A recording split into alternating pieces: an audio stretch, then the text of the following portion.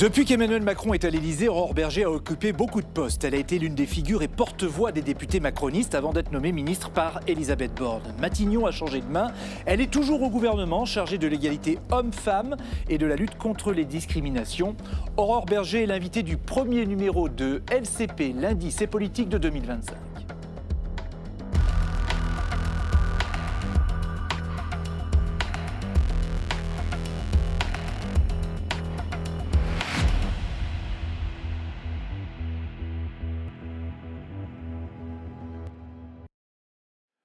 Bonsoir et très bonne année politique à vous tous pour 2025. Il semblerait qu'elle commence déjà sur les chapeaux de roue. Bonsoir Aurore Bergé, merci d'être sur le plateau. Je vous présente ceux qui vont vous interroger à mes côtés au cours de cette émission.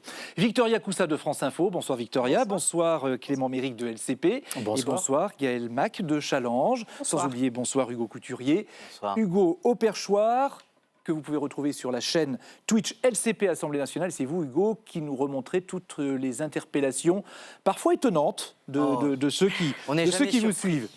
Avec vous, Aurore Bergé, nous allons parler des retraites, parce que ça, c'est un sujet qui revient dans le débat, du budget, parce que ça va être aussi l'enjeu des semaines qui viennent, de vos dossiers qui concernent par exemple les violences sexistes et sexuelles, la protection de l'enfance aussi, et les inégalités hommes-femmes, parce qu'il y a encore plein de sujets qui ne sont pas réglés.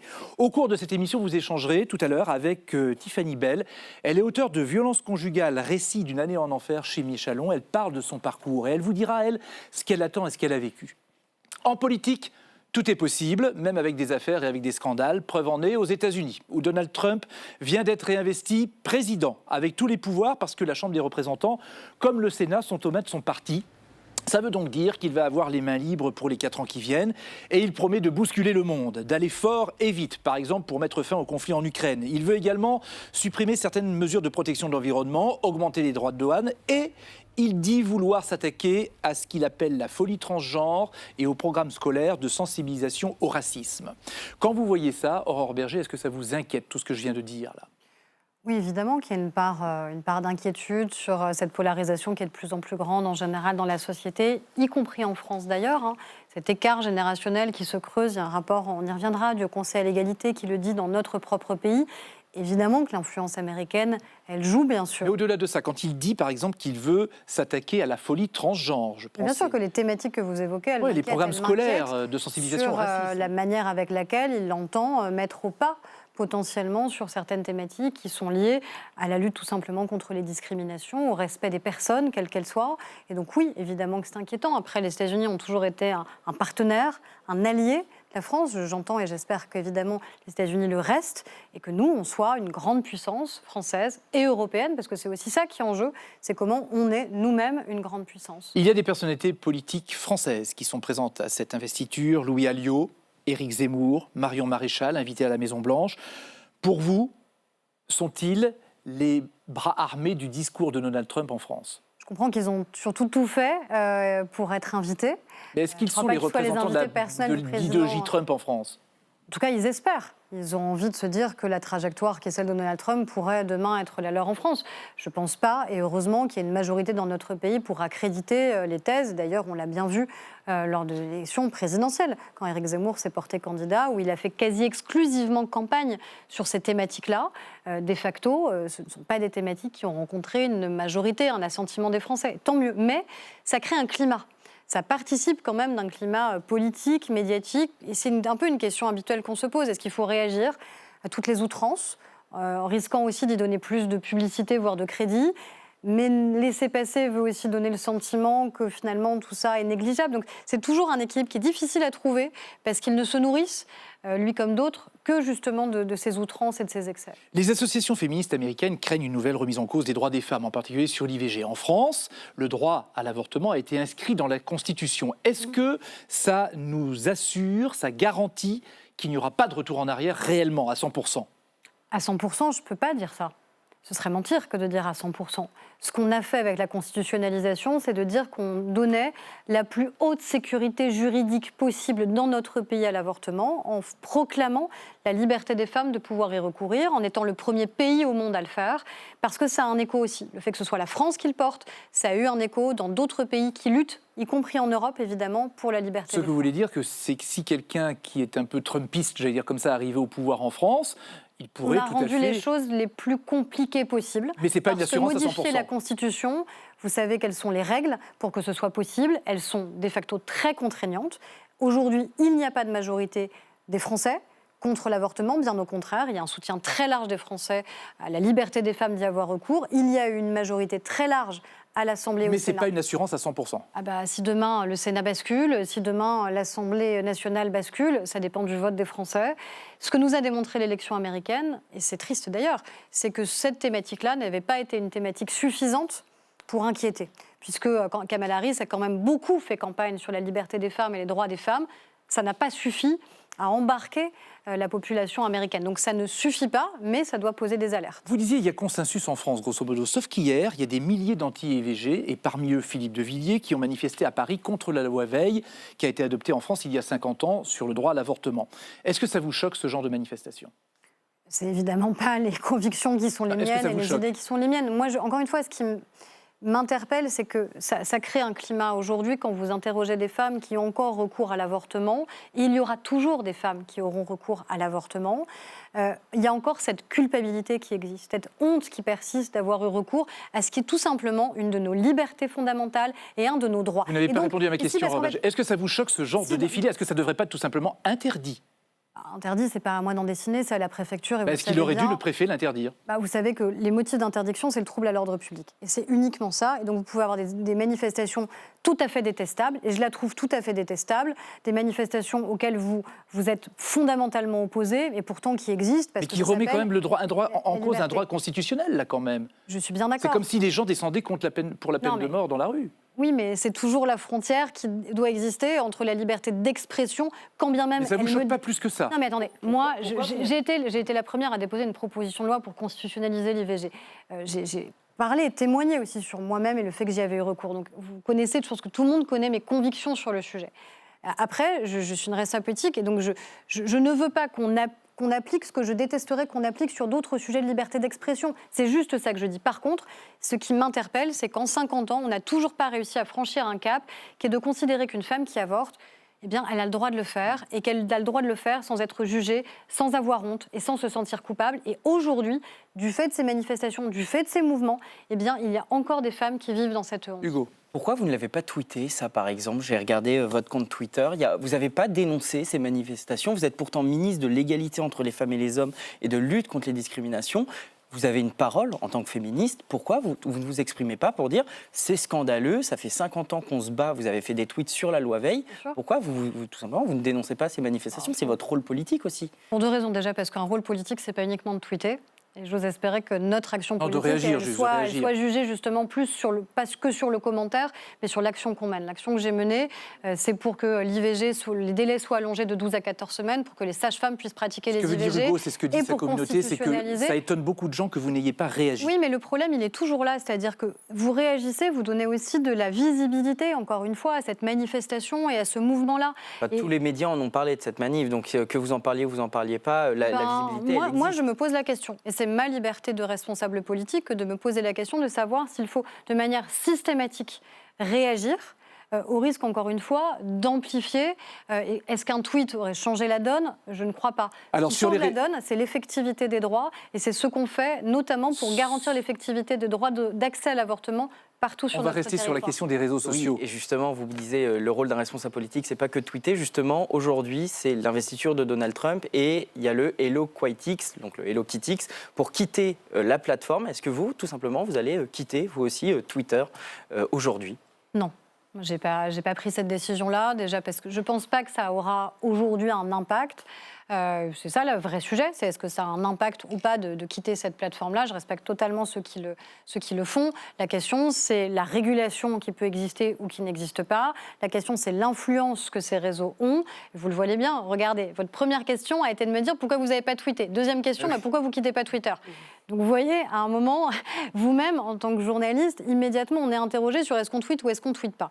Peut-être qu'en le quittant, moi, j'aurais plus cette question-là, mais... Ah ben voilà, vous avez la solution. C'est peut-être un argument. Vous avez la solution, Clément. Toujours à propos de ces réseaux sociaux, quand vous voyez Elon Musk et maintenant Mark Zuckerberg valoriser une forme de virilisme, voire de masculinisme, quand vous les voyez en plus déréguler en quelque sorte leurs réseaux sociaux au nom de la liberté d'expression, est-ce que ça vous inquiète? Est-ce que vous ne craignez pas qu'ils utilisent leurs réseaux pour propager ces idées-là, y compris en France? Profondément. Et moi, ce qui m'a le plus interpellée, c'est Zuckerberg. C'est-à-dire qu'il y a un revirement total.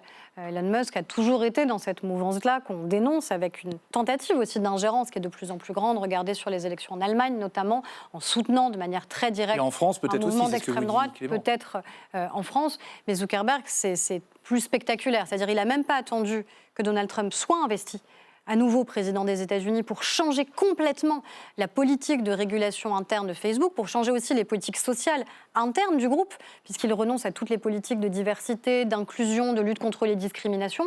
Donc ça, c'est évidemment extrêmement inquiétant.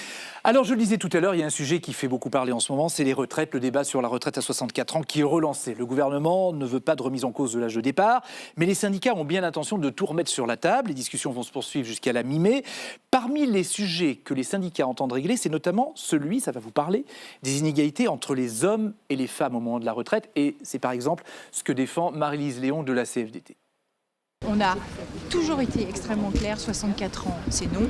Donc il y a le sujet, il faut un bouger sur l'âge légal, il faut progresser sur la question de la pénibilité, de la prise en compte de l'usure des véritables physiques des travailleurs et des travailleuses. Puis le troisième sujet, c'est les inégalités entre les hommes et les femmes. Ça, c'est un vrai sujet. La réforme de 2023, elle fait payer plein pot aux femmes. C'est 2 ans de plus de travail.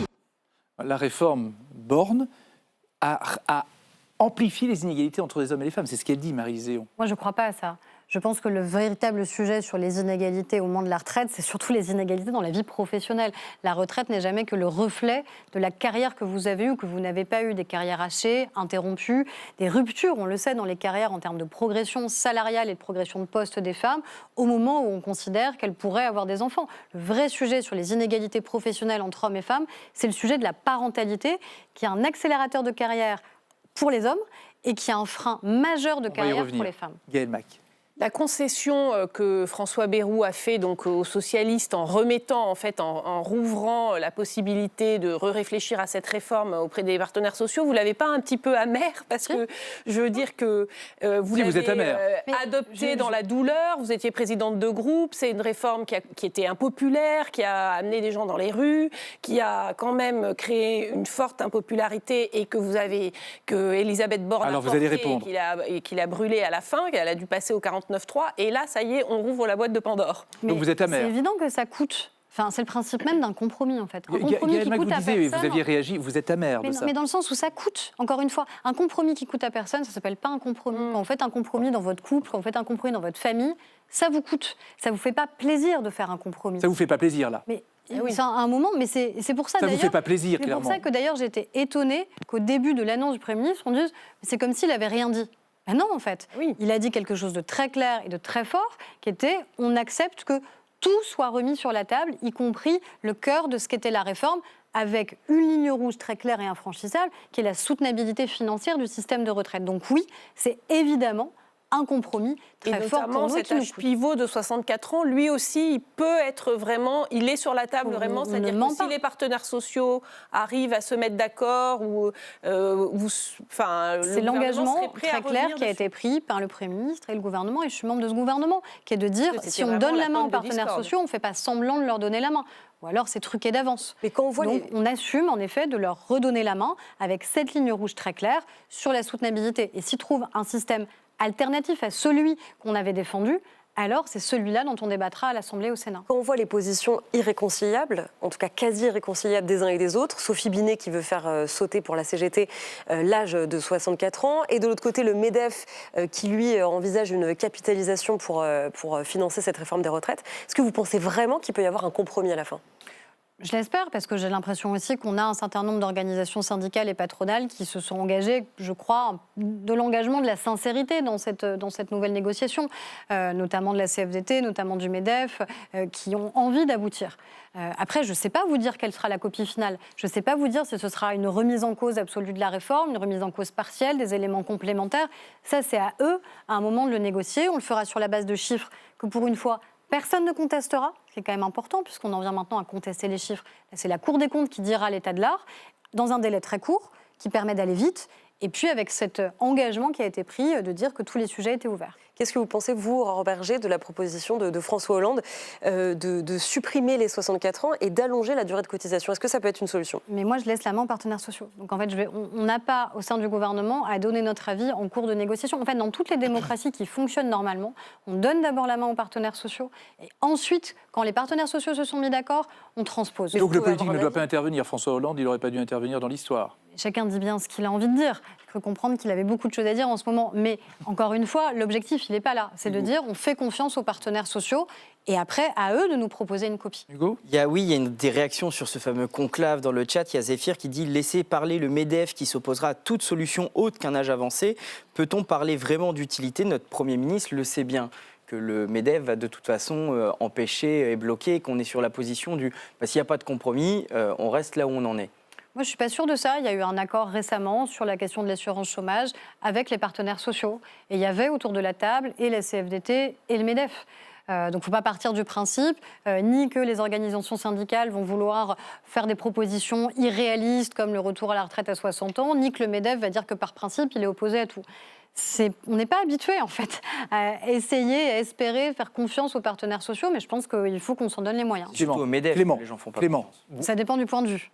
Clément. Vous évoquiez au début là, le fait que vous n'étiez pas d'accord avec Maryse Léon sur une inégalité de cette réforme pour les femmes.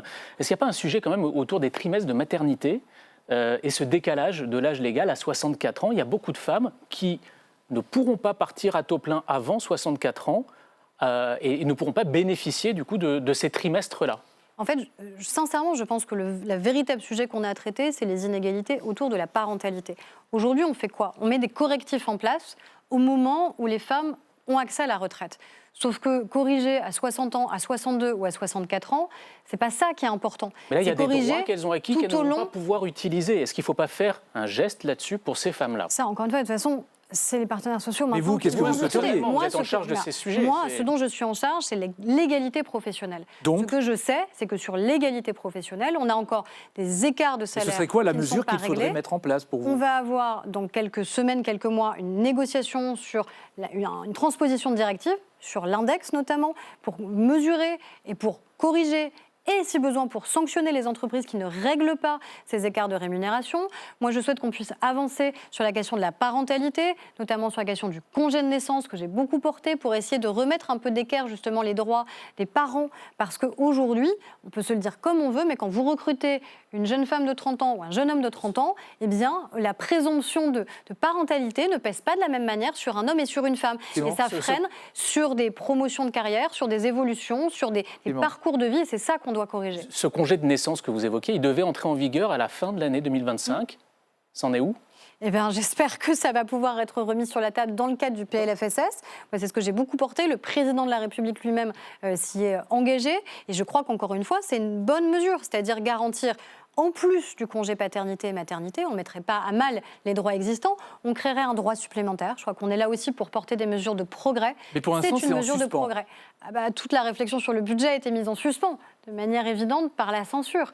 Mais j'espère que oui, ça pourra être remis en avant, parce que je crois que ça changerait la donne sur la relation parent-enfant, qui est quelque chose d'extrêmement important, et sur l'égalité entre les femmes et les hommes. Alors quand vous parlez évidemment de censure, on parle de budget, d'argent, Gaëlle, le budget de l'État. C'est ça. Alors bon, manifestement, dans les grandes lignes, on a compris qu'il allait avoir 32 milliards d'euros d'économies, hein, si j'ai bien lu, et que ces économies allaient passer principalement par un énorme coup de rabot sur les crédits des ministères, ce qui a déjà commencé, et manifestement tous les ministères doivent faire une lettre d'ici au printemps pour recenser les économies qu'ils sont prêts à faire. Est-ce que ça concerne, j'imagine, également votre ministère? Est-ce que ça concerne votre ministère? Moins 5%? Est-ce que... Alors, moi, mon ministère, il y a à la fois ce que le ministère a en dotation, qui est raisonnable et qui est d'abord un soutien sur l'aide universelle Tous d'urgence. les ministres vont dire que ce qu'ils ont est raisonnable. Oui, mais moi, c'est en dizaines de millions, quand d'autres, c'est en milliards. Vous voyez, les masses ne sont pas totalement les mêmes, parce qu'en fait, les crédits, moi, sur la question de l'égalité, c'est au ministère de l'Intérieur, c'est au ministère de la Justice, au ministère de la Santé, au ministère de l'Éducation nationale. Et là, après, on compte en milliards. Mais sur mon propre ministère, on finance des mesures qui sont essentielles. On finance le fait que ceux qui ne payent pas la pension alimentaire, eh bien, c'est l'État qui vient pour corriger ce manquement et qui ensuite va rechercher sur le compte du parent, très souvent du père, le fait qu'il ne participe pas Et ça, c'est au soutien. sanctuarisé. Et donc ça, évidemment, on ne va pas dire aux femmes, bah, écoutez, vous arrivez trop tard en bout d'année, donc on ne va pas payer. Donc Et ça, l'aide universelle ce sera d'urgence, sanctuarisé. ça, ce sera sanctuarisé. Et l'aide universelle d'urgence que j'avais créée, qui malheureusement fonctionne bien, puisque plus de 36 000 femmes ont bénéficié de cette aide universelle d'urgence. Je leur redis d'ailleurs, si certaines nous écoutent, c'est une aide qu'elles peuvent demander à partir du moment où elles ont porté plainte, par la CAF ou par les MSA. En moins de 3 jours, cette aide est délivrée. C'est à peu près 900 € qui est délivré pour immédiatement... Donc ça, c'est pas remis en cause non plus par les coupes Évidemment, budgétaires. on ne va pas dire, bah, écoutez, vous êtes la 37 millième, donc vous n'y aurez pas droit. Donc ça, évidemment, ce sont des dépenses qui sont Mais est-ce qu'il y a pleinement des sanctuarisées. dotations aux associations de soutien aux femmes, par exemple, Sur tout le au volet des planning violences, familial, ou... sur tout le volet des violences, évidemment, il n'y aura pas 1 € en moins parce que ce sont des causes qui méritent une mobilisation générale. Victoria. Le Premier ministre l'a bien compris. Pour obtenir la non-censure du PS, le gouvernement a lâché, selon les Échos, 3 milliards d'euros. Est-ce que vous êtes à l'aise avec ça ? Ça dépend ce qu'on lâche. Je ne sais pas si c'est la bonne expression. Moi, je sais ce qu'on garde de la première mouture qui était faite par Michel Barnier et qui est, je crois, utile, que ce soit sur les fonctionnaires, sur une baisse d'indemnisation à 90% pour réaligner en cas d'arrêt maladie aussi avec les salariés du privé. Ça, je crois que c'est important et c'est une mesure aussi d'économie et qui est très symbolique aussi de mesure d'égalité. Il y a, vous le savez, un impôt supplémentaire, une taxation supplémentaire sur les grandes entreprises.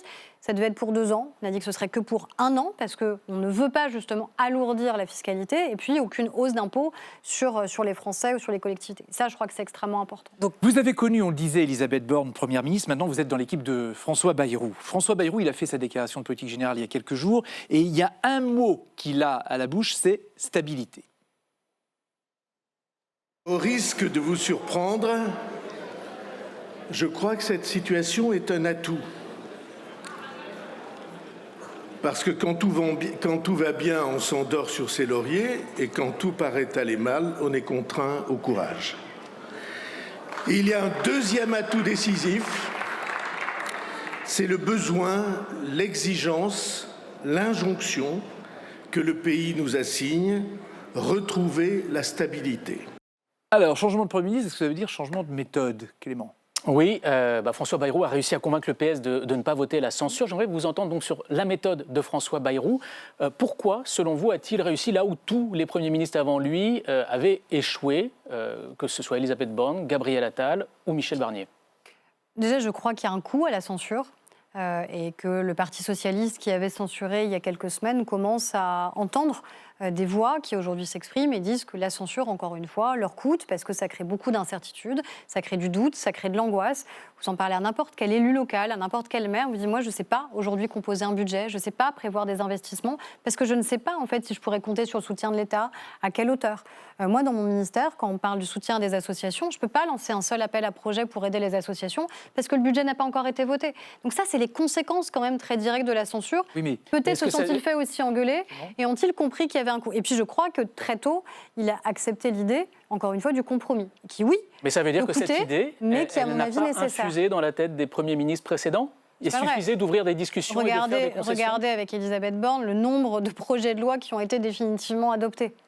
Enfin, beaucoup avec 49.3 quand même. Non, pas beaucoup. Il y a la question budgétaire et il y a uniquement la question budgétaire et des retraites. Tous les autres textes ont été adoptés parce qu'il y a eu des compromis à l'Assemblée nationale et au Sénat. Et je sais qu'on la résume à ce 49.3.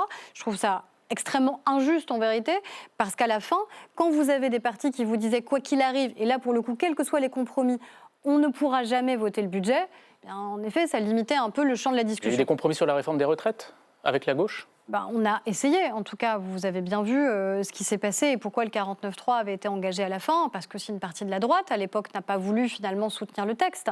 Aujourd'hui, peut-être que les choses seraient un petit peu différentes. Je ne crois pas qu'on ait aujourd'hui un seul élu LR qui remette en cause le fait que cette réforme des retraites était nécessaire, par exemple. Ils étaient divisés, mais quand vous voyez François Bayrou réussir à convaincre les socialistes, est-ce que ce n'est pas un peu le moment de vous faire un peu d'introspection en tant que macroniste, de vous dire, on a refusé le dialogue pendant plusieurs années, finalement, c'est ça qui fonctionne. Non, on n'a pas. Moi, j'ai été présidente de groupe. Justement. On discutait.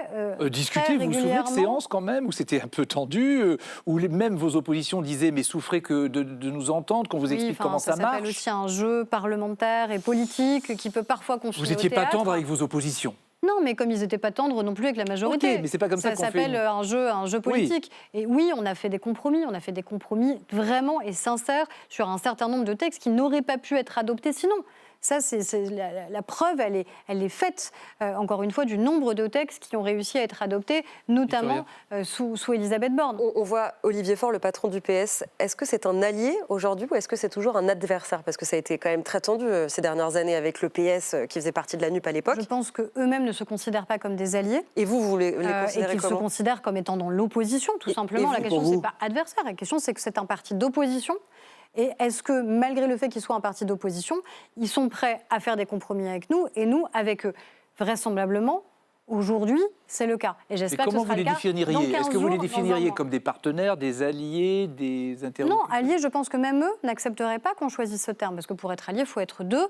Et ils n'ont pas envie d'intégrer la majorité ou le socle commun, quel que soit le terme que vous employez. Je crois que ce n'est pas leur agenda politique. Ils sont dans l'opposition. Clairement. Est-ce que pour autant, ça nous empêche à un moment d'avancer? Parce que moi, je crois beaucoup, en effet, à la demande de stabilité du pays. Moi, c'est ce que j'ai entendu tout le week-end. Cette demande, à un moment, de se dire, on ne va quand même pas vivre avec un nouveau gouvernement tous les mois, tous les 3 mois, on ne peut plus se projeter. Est-ce que François Bayrou, finalement, ne revient pas à l'essence du macronisme de 2017, c'est-à-dire au-delà, droite et gauche réunies? On a eu quand même l'impression au fil du temps que le balancier poussait vers la droite, et finalement, on a l'impression que François Bayrou incarne un peu aujourd'hui ce rassemblement tant désiré entre l'arc de parti de gouvernement, si je puis dire. Déjà, c'est un macroniste aussi. Il est du modem, lui. Mais justement, il est du modem. Il a fallu attendre un modem pour qu'on y arrive. En tout cas, il a été l'un des soutiens essentiels à la candidature d'Emmanuel Macron en 2017. Je pense qu'il faut s'en souvenir, avoir de la mémoire par rapport à ça, et ce qui nous a permis de réaliser. Après, oui, je pense qu'il a toute sa vie plaidé pour cette capacité, justement, d'alliage et de compromis. C'est la signature modem. Oui, mais je pense que c'est un peu différent du projet politique qu'on a porté. On a porté et on porte un projet politique depuis 2017 qui a aussi permis qu'il y ait un rassemblement de personnes qui avaient des positions qui étaient différentes. Là, on ne dit pas aux socialistes, comme on ne dit pas à d'autres, venez avec nous et on va vous manger, vous englober, ou vous venez adhérer à la nouvelle majorité, ou on va constituer une nouvelle majorité. On leur dit face à une situation complètement inédite, politique, une situation dangereuse d'un point de vue budgétaire et financier, est-ce qu'on est capable d'avancer malgré tout? Parce qu'il y a 2 méthodes, 2 écoles en fait. Celle qui était, j'allais dire, celle d'origine d'Emmanuel Macron, qui était de dire on fait tous ensemble, et François Bayrou qui lui vient du modem et dit on peut travailler tous ensemble, mais pas forcément en étant ensemble. Mais parce que de toute façon, mais parce que les forces politiques demandent aussi des choses différentes. À la période du Celles moment. Et ceux qui nous ont rejoints depuis 2017 ont souhaité adhérer à notre projet politique. Aujourd'hui, que ce soit le Parti socialiste par exemple, ne souhaite pas adhérer au projet politique. C'est une nouvelle étape qui s'ouvre. Il faut que ce soit une nouvelle étape, mais aussi pour eux. Aussi pour eux, qui sortent de l'emprise quand même de la France insoumise, c'est quand même une bonne nouvelle pour ceux qui croient aux valeurs de la République. Mais c'est vrai que c'est comme ça qu'on fait des coalitions. C'est des gens qui ne veulent pas forcément être ensemble, mais qui sont d'accord pour travailler ensemble par projet. Oui, mais je pense qu'on n'est pas à l'étape de la coalition. Et quand vous regardez les résultats d'autres coalitions, notamment juste à côté de chez nous en Allemagne, je ne suis pas certaine que ça ne crée pas plus de confusion, voire plus de montée de l'extrémisme. Ou d'instabilité. Ou d'instabilité. Donc je pense que le sujet, il n'est pas une coalition. Le sujet, on fait face à un moment totalement inédit et un moment dangereux pour nos finances publiques, mais pour les conséquences que ça aurait pour les Français. Donc soyons un peu responsables. Michel Barnier s'était plaint d'un manque de solidarité dans son propre camp, ce qu'il avait d'ailleurs fragilisé. Qu'est-ce que vous attendez, vous, aujourd'hui, des députés du groupe Renaissance et de leur président, Gabriel Attal?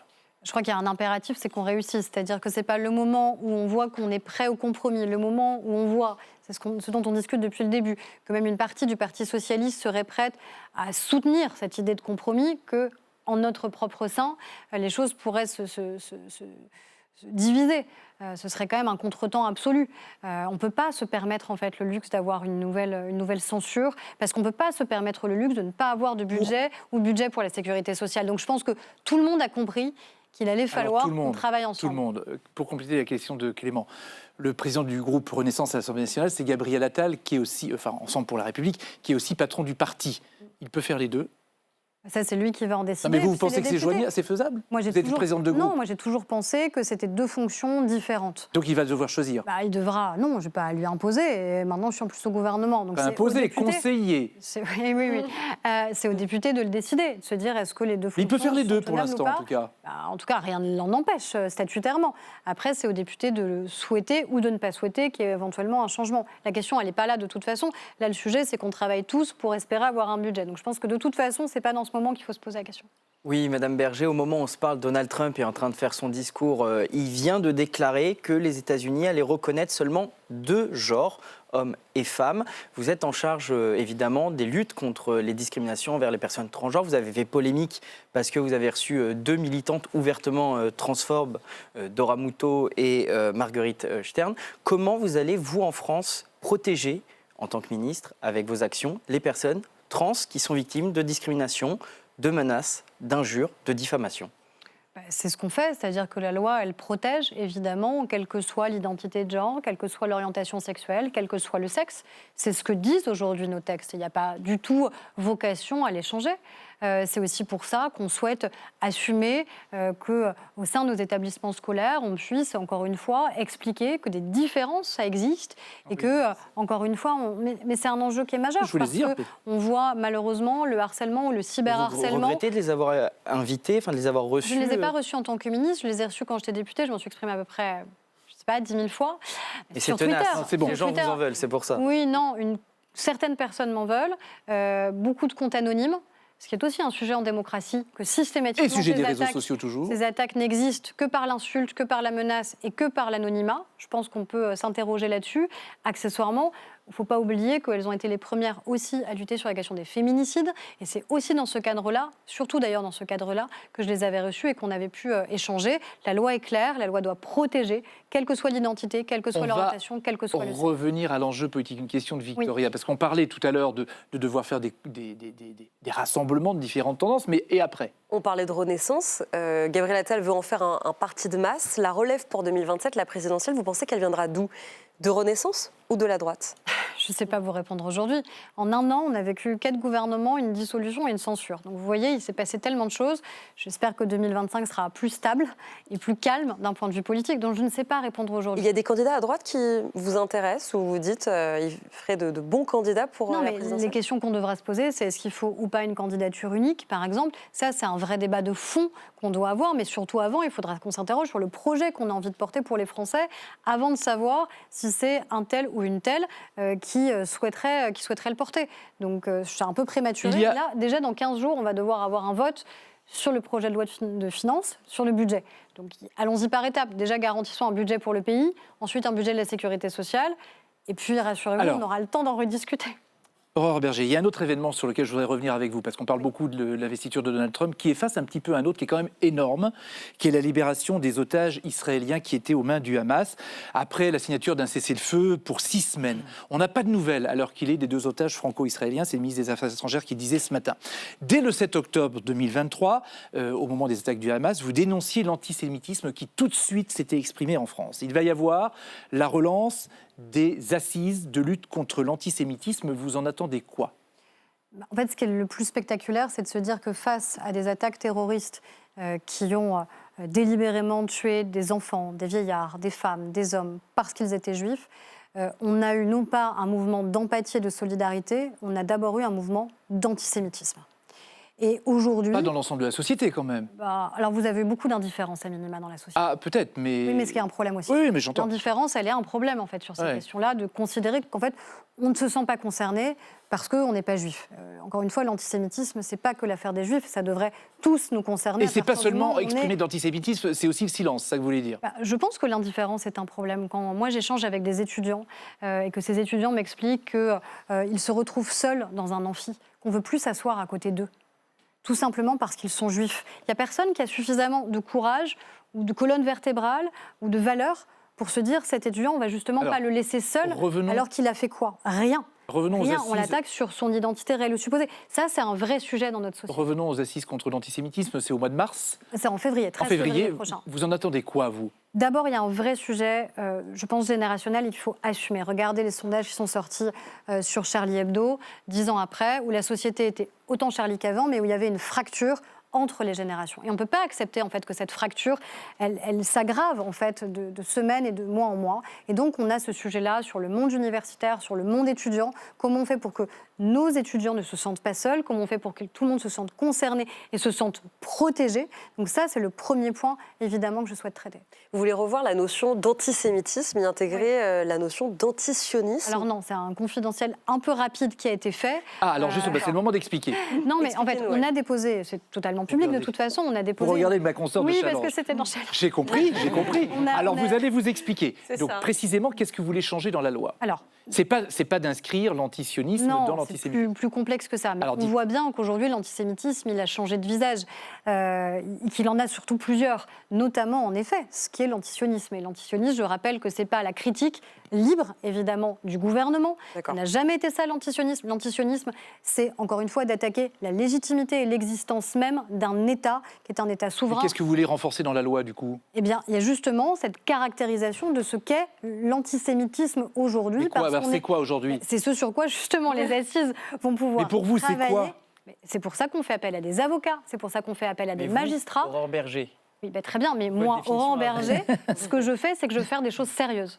Et je ne fais pas une annonce à l'emporte-pièce, je fais des choses sérieuses avec des avocats, avec des magistrats, de manière à savoir comment mieux caractériser les choses, parce que vraisemblablement, il y a des faits qui nous apparaissent comme étant des faits d'antisémitisme et qui ne sont pas suffisamment clairement établis pour qu'ensuite ils puissent être appréhendés par... Il y a quand même une question d'antisionisme ou pas dans cette évolution? Nous allons en débattre lors des assises avec des avocats, avec des magistrats qui vont travailler sur le sujet, avec des professeurs de droit public, de manière à caractériser les choses, à mieux les appréhender et à mieux sanctionner. Il faut quand même avoir en tête qu'il n'y a que pour Israël qu'il y a ce traitement-là.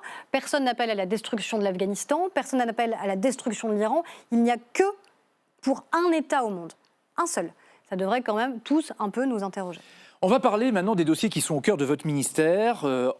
On va commencer, il y a différentes choses, on ne va pas tout mettre sur la table, mais certaines choses, notamment renforcer la loi sur le viol et la notion de consentement. C'est toujours un peu compliqué, mais on va essayer d'avancer. Clément. Oui, il y a un rapport qui va être remis demain par les députés Véronique Rioton et Marie-Charlotte Garin qui préconise d'inclure dans la définition du viol la notion de consentement. Est-ce que vous y êtes favorable? C'est un sujet qui divise, y compris chez les féministes. Oui, alors ça divise les féministes, ça divise aussi même les spécialistes sur la question pénale.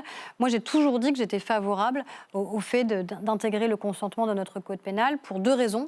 Une première, c'est qu'on a quand même aujourd'hui des magistrats qui nous interpellent en nous disant il y a des situations qu'on n'arrive pas bien à appréhender, où on a dû, malheureusement, on n'a pas pu sanctionner parce que la frontière était trop floue. Et donc, il y a quand même un sujet, à un moment, de capacité à sanctionner sur ce qui est un crime, c'est-à-dire le viol. Et d'autre part, on a un sujet aussi dans la société. C'est-à-dire, ça veut dire quoi, le consentement? Consentir, ça ne veut pas dire « elle n'a pas dit non ». Et ça, on a quand même cet enjeu-là. Comment on arrive à ce que ça infuse vraiment toute la société? Donc vous êtes pour l'inscription de la notion de consentement. Oui. Maintenant, il va falloir la définir. Exactement. Donc j'attends avec impatience le rapport qui sera en effet présenté demain. Et sur la base de ce rapport, c'est là où on va travailler. Mais vous le reprendrez totalement, le rapport ou... Alors, ce sera sous la forme d'un projet de loi Non, l'idée, c'est que ça reste une initiative parlementaire, donc proposition de loi, puisque les parlementaires ont travaillé de manière transpartisane. Renaissance avec Véronique Rioton, écologiste avec Marie-Charlotte Garin. Donc autant leur laisser la main, puisque c'est elles qui ont travaillé sur cette question-là. Je comprends, j'en ai parlé avec la présidente de l'Assemblée nationale, que le texte serait envoyé au Conseil d'État pour garantir justement la sécurité juridique du texte, qui est rare. Faut être sûr que ce soit valide. Dans le cas d'une proposition de loi, c'est très rare. Et je pense que c'est... D'envoyer au Conseil d'État comme ça? Oui, d'envoyer au Conseil d'État. Et je pense que c'est symbolique. Vous y voyez quoi? Un engagement aussi de la présidente de l'Assemblée là-dedans? Oui, bien sûr, un engagement à la fois personnel sur la question des droits des femmes, mais au-delà de ça, la garantie que juridiquement, parce que vous le dites vous-même, c'est compliqué à définir, eh bien la garantie qu'encore une fois, juridiquement, on va dans le bon sens. Gaëlle. C'est vrai que Maître Antoine Camus, qui est un des conseils de Gisèle Pellicot, il avait exprimé un peu, il il semblait dubitatif sur ce sujet. Il craignait, et c'est souvent un peu la crainte des juristes, que ça n'inverse la charge de la preuve et que ce soit aux victimes de prouver qu'elles n'ont pas consenti et que parfois elles se sont trouvées un peu forcées à consentir parce qu'elles étaient harcelées ou parce qu'elles étaient menacées. Ou voilà, il dit, bon, c'est peut-être un piège et en tout cas, c'est à manier avec beaucoup de précautions. Vous êtes bien consciente un peu de l'ensemble des choses-là qu'il peut y avoir dans ce très sujet. Sincère. La personne que vous mentionnez, évidemment, bien sûr. Il n'y a pas d'ambiguïté sur les positions qui sont les siennes. Et donc, évidemment qu'il faut beaucoup de précautions. Et c'est pour ça qu'on va lire avec précision le rapport qui sera présenté demain par les parlementaires. Envoi au Conseil d'État. Je pense qu'il n'y a pas de plus haute sécurité juridique que l'avis qui sera rendu par le Conseil d'État. Et je pense que c'est un avis qu'il faudra suivre pour justement, encore une fois, garantir qu'ensuite, il n'y ait pas de doute sur la manière... Vous attendez à des débats un peu tendus dans l'Assemblée nationale là-dessus ? Tendus, j'espère pas et je pense pas. Non, mais des débats un peu mais en tout cas, des véritables débats sensibles. De fond sur... Ça ne fait pas forcément l'unanimité. Hein. Non, mais c'est pas grave que ça fasse pas l'unanimité. D'accord, mais ça peut être... Vous savez, c'est comme tous les sujets de société. Ça peut faire ressurgir plein de choses. J'ose espérer que ça n'aille pas dans ce sens-là, qu'il y ait un vrai débat de fond sur l'opportunité ou pas, sur le caractère juridique et la bonne définition, ça évidemment, et je pense qu'il y aura des vrais débats, je l'espère, de qualité. J'espère que ça ne fera pas ressortir d'autres choses. Victoria. On parlait de Gisèle Pelicot, il y a eu cette émotion au moment des procès des viols de Mazan. Il y a une pétition maintenant qui circule pour qu'elle soit prix Nobel de la paix. Est-ce que vous la signez, cette pétition ? Alors moi, je ne signe pas de pétition parce que je suis au gouvernement et que je trouve que ce n'est pas totalement notre rôle. Après, sur le fond, je ne sais pas. Déjà, il faudrait avoir son avis. En fait, je pense que c'est une femme qui, malgré elle, s'est retrouvée, est devenue une icône. Elle n'a pas cherché, pour des raisons évidentes, cette place-là. Elle n'a pas cherché cette notoriété-là. Mais elle l'a assumée pleinement pour permettre d'envoyer un message très clair, le courage qu'il a fallu déjà pour assumer d'avoir un procès public. C'est ça aussi qui est sans précédent. C'est pas juste le nombre de prévenus, c'est pas juste les condamnations. Gisèle Pelicot, c'est le fait prix Nobel de la fois, paix. Elle l'ait assumé, que tout soit rendu public. Gisèle Pelicot, prix Nobel de la paix, ça serait pas mal. Peut-être. J'avoue que j'aimerais aussi avoir son avis à elle. Je ne sais pas si elle a... Non, mais c'est vrai, sincèrement. Oui, je ne sais pas si elle-même... Elle l'a voulu que ce soit public, puisque c'était même contre l'avis du président de la Cour. Et voilà, donc elle l'a intimé. C'est ça qui, à mon avis, changé complètement, évidemment. Donc il faut lui demander si elle est d'accord pour être... Non, mais pourquoi pas. C'est peut-être pas inintéressant. Elle le mériterait. En tout cas, elle a traversé des épreuves qui sont indescriptibles. Et elle va devoir en retraverser. Puisqu'il y a un appel. Enfin, plusieurs appels. Oui, Madame Berger, je suis un peu mal à l'aise, moi, dans la situation actuelle en France. Je m'estime comme étant quelqu'un plutôt déconstruit sur les violences faites aux femmes, etc., etc. Et il y a quand même une offensive réactionnaire dans le pays contre le droit des femmes. On a parlé de l'IVG, on a parlé d'autres sujets, notamment sur l'EVARS. Il y avait dans le précédent gouvernement un ministre... L'EVARS, l'éducation à la vie affective, relationnelle et à la sexualité.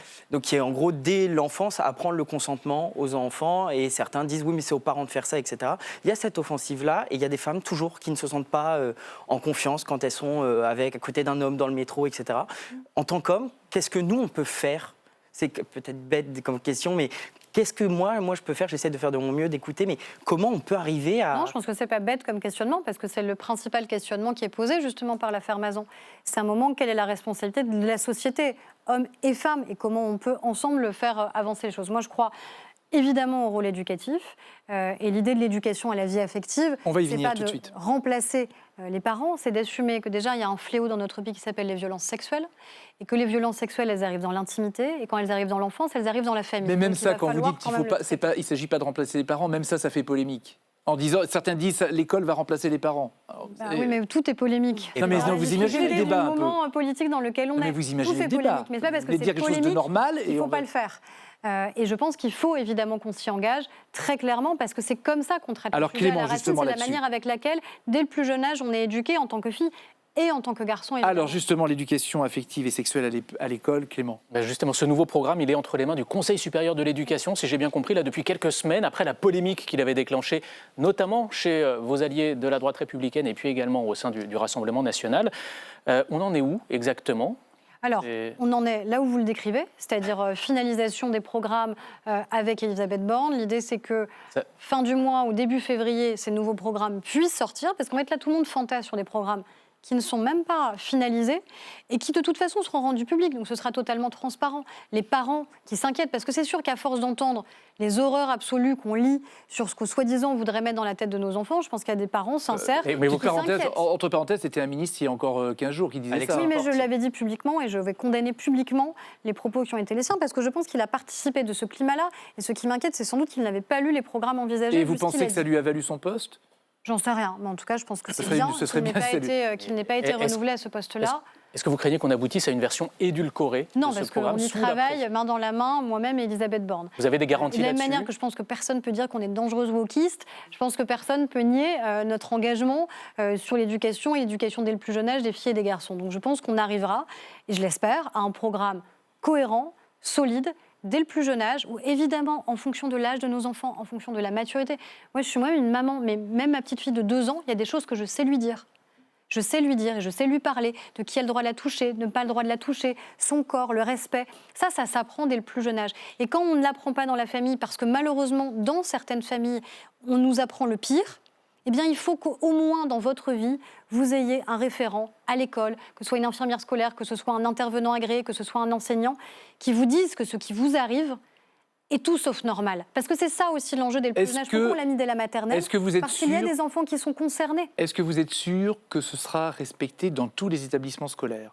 Ce sera la loi. Non, mais je vous le dis. Aujourd'hui, elle ne s'applique pas. Pourquoi je vous dis ça ? Il faut qu'elle s'applique. Est-ce que vous êtes sûr que ça s'appliquera, y compris dans l'enseignement catholique ? Mais pourquoi ça ne s'appliquerait pas ? Parce qu'il y a des choses qui ne s'appliquent pas. Mais je pense que, il n'y a pas de. L'enseignement, c'est pas à la carte. Peut-être, mais vous savez bien que dans certains établissements catholiques, il y a des choses qui ne sont pas faites. Et donc, il faut à un moment qu'on respecte la loi et qu'on respecte le cas, d'autant plus quand on est soutenu par l'État et par tous les Français. Moi, je suis une fervente défenseur du fait que les parents soient libres de leur choix entre l'enseignement public et l'enseignement privé. J'ai d'ailleurs moi-même fait les deux quand j'étais enfant, donc j'ai aucune difficulté par rapport à ça. Par contre, encore une fois, face au fléau des violences sexuelles dans l'enfance, face au fléau des violences intrafamiliales, face aux enjeux majeurs sur l'éducation, face au fait que sinon nos ados, ils vont s'informer ailleurs et ils vont se Donc ça devra être fait dans tous les établissements scolaires. Il faut que ce soit fait dans tous les établissements scolaires. On prend note. Sur les violences sexuelles et sexistes, on va en parler aussi. Ça fait partie de vos dossiers. Vous savez que le Premier ministre en a parlé dans la déclaration de politique générale. Vous avez remarqué ? J'avais peut-être même échangé avec lui en Une phrase et demie, 20 secondes. Il en a parlé dans une déclaration. Moi, je sais que c'est un engagement personnel 20 secondes, qui me tient à cœur. Je sais aussi que moi, je suis sur devenue ministre, alors qu'avant, c'était entre deux virgules, c'était à la fin. Bah tiens, j'ai peut-être oublié. Non, c'était pas à la fin. C'est pas vrai. J'ai regardé. C'est pas vrai. Entre 2 virgules et 20 secondes. Il en a parlé, il l'a mentionné, et c'était important. Et ça suffisait. Ce qui suffit, c'est les politiques qu'on va mettre en œuvre et le fait que moi, j'ai son plein soutien et celui du président de la République pour pouvoir les mener. Moi, c'est ça qui m'importe au quotidien. Alors, en tout cas, vous avez soutenu ce texte sur les violences sexistes et sexuelles quand vous étiez député. Il va être examiné en commission ce mercredi à l'Assemblée nationale. Quelle est la mesure à laquelle vous tenez absolument ? Les 3. Ah bon ? Il y en a 3. Je n'ai pas fait un texte fleuve de 50 articles. J'en ai fait 3. 2 sur la question de la prescription. Moi, je veux qu'on puisse rendre imprescriptibles les crimes sexuels qu'on a subis en tant qu'enfant. Je le fais en matière civile, pas en matière pénale, parce que ça, c'était aussi une demande de clarification juridique, parce qu'en matière pénale, il n'y a que les crimes contre l'humanité qui sont imprescriptibles. Et je peux comprendre qu'on garde cette précaution-là. Il y a la prescription dite glissante, parce que malheureusement, quelqu'un qui a commis un viol, s'il n'est pas appréhendé, il y a de très fortes chances qu'il récidive. Et donc l'idée, c'est que la prescription court à partir du dernier crime, ce qui permettrait à beaucoup de femmes d'avoir accès à la justice et je l'espère de remettre le calendrier à zéro à condamnation. chaque fois, j'allais dire. Malheureusement, oui, quand c'est quelqu'un qui n'a pas pu être appréhendé. Et parfois, d'ailleurs, c'est très violent pour les victimes de se dire, en fait, il y a une victime 10 ans après, elle peut avoir réparation et justice. Moi, je ne peux plus parce que j'ai une prescription. Alors justement. Et dernier point, sur la question des violences intrafamiliales, la question du contrôle coercitif, parce que les violences, ce n'est pas que les coups, et ça ne commence en général évidemment pas par les coups, c'est tout le reste qui se met en place, tout un système qui se met en place pour essayer de vous isoler, de vous priver d'un certain nombre de vos droits et de vos libertés. Justement, Aurore Berger, face à vous maintenant, on va accueillir tout à l'heure une femme qui va vous parler d'elle, de sa vie. Tiphaine Bell, qui vient d'écrire un livre justement dans lequel elle raconte sa vie et dont le portrait est signé Marco Pommier. Face à vous ce soir, Aurore Berger, une femme victime de violences conjugales. Il aimait bien m'attraper par la nuque, par la gorge, et il me tirait souvent les cheveux, il me faisait tomber les escaliers. Quand il était vraiment en colère et que je me débattais, Il m'a amené jusque la porte d'entrée quand je disais que je voulais partir et il m'a arraché mes vêtements pour me jeter nue dans la rue. Cette aide-soignante a vécu l'enfer l'année de ses 25 ans, battue, séquestrée, violée, dans les griffes d'un homme marié. Son bourreau, condamné aujourd'hui à 18 ans de prison pour viol et violence sur 3 femmes. Une issue victorieuse après l'inaction de la police. À 10 reprises, elle s'est rendue au commissariat sans que sa plainte ne soit prise en compte. Une fois, je suis allée là-bas, la dame qui m'a reçue au bureau de police, elle m'a dit qu'il ne fallait pas que je porte plainte par jalousie parce que c'était un ex et qu'il s'était remis avec son épouse. Son histoire, poignante, révoltante, elle la raconte dans ce livre, Vivante. Je me souviens très précisément des 3 derniers mots que j'ai prononcés en fixant Rudy droit dans les yeux. Échec et mat. Non, il ne m'avait pas brisée. J'étais debout, pleine de vie, insoumise. Plus que jamais vivante, malgré les séquelles pour celle qui confie ne plus savoir pleurer. Un témoignage pour comprendre la mécanique des violences conjugales. Face à vous, Tiffany Bell. Tiffany Bell que nous accueillons sur ce plateau. Je vous laisse saluer la ministre. Bonsoir, merci d'être avec nous. Bonsoir. Et je vous laisse vous installer ici. Vous allez nous dire, ou vous allez plutôt dire à la ministre Aurore Bergé qui est en face de vous, pendant quelques minutes, ce que vous attendez d'elle. Qu'est-ce qui doit changer? L'écoute. L'écoute dès le départ, peut-être les premiers signes. Le fait d'avoir des voisins qui se taisent, qui montent le son pour ne pas entendre. La pudeur, la honte qu'une victime ressent. Et qui la pousse aussi à tout perdre finalement, les premières violences qui ne sont pas forcément des coups.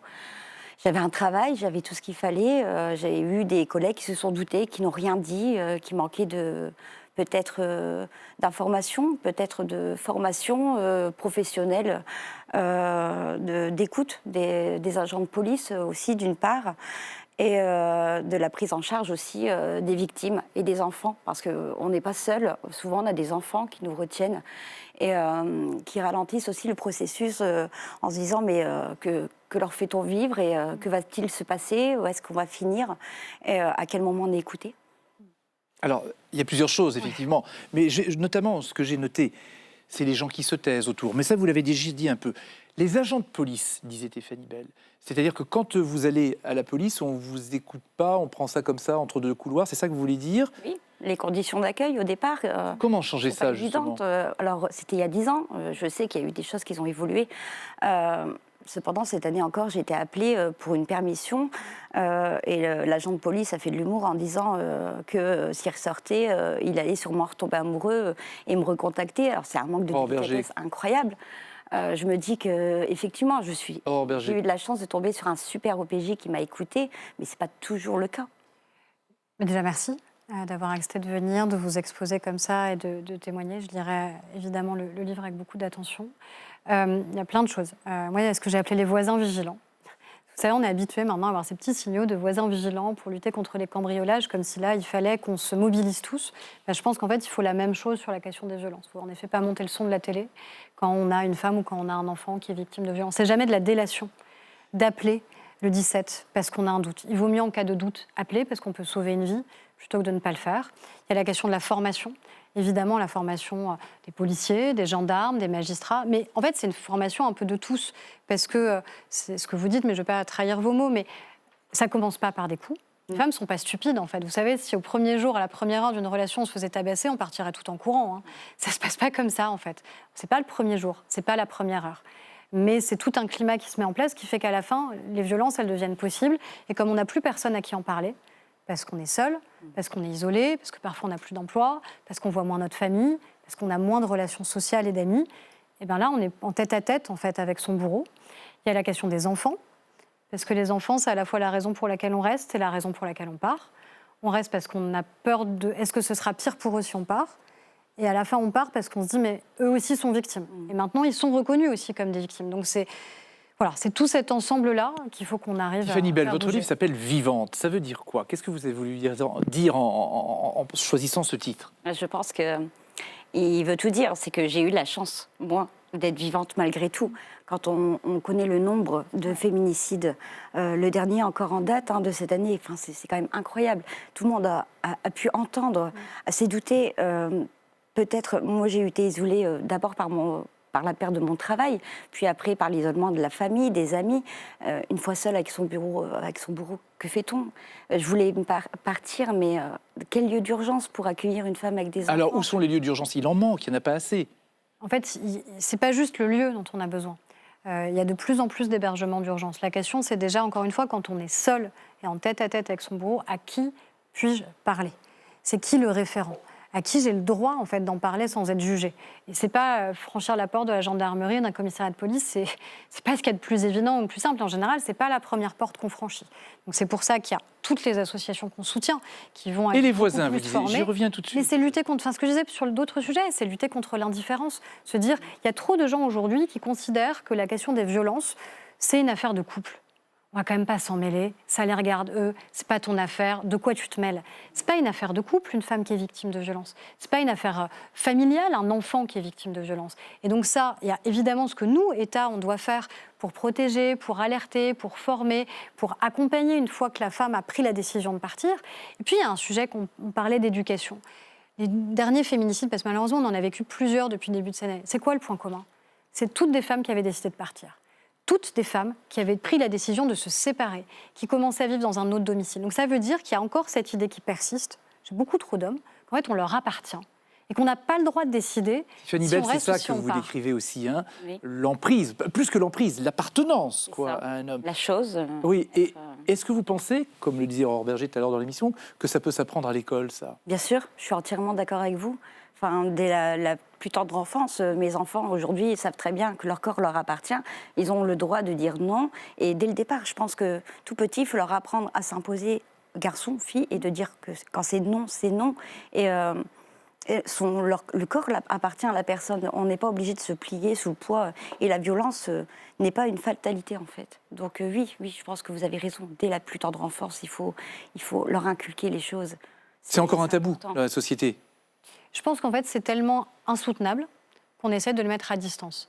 C'est insupportable de se dire que la violence, elle pourrait arriver dans notre propre maison. Dans 9 cas sur 10, dans les violences sexuelles, c'est quelqu'un qu'on connaît. C'est insupportable de se dire ça en tant que femme ou en tant que père ou en tant que mère, de se dire que ça pourrait arriver à nos enfants, à quelqu'un qu'on connaît. Sauf qu'en fait, c'est le cas.